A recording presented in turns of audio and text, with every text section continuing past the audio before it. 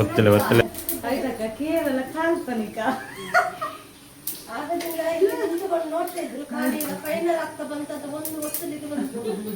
ಆದ್ರೂ ಸಬ್ಸ್ಕ್ರೈಬ್ ಮಾಡಿ ಆಯ್ತಾ, ಲೈಕ್ ಮಾಡಿ ಶೇರ್ ಮಾಡಿ. ನನ್ನ ಅಕ್ಕನನ್ನು ಹಿಟ್ಟು ಮಾಡಿ.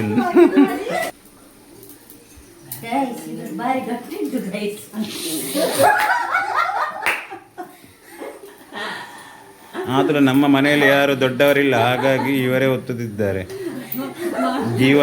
ಜೀವದಲ್ಲಿ ಇವರು ಗಟ್ಟಿದ್ದ ಕಾರಣ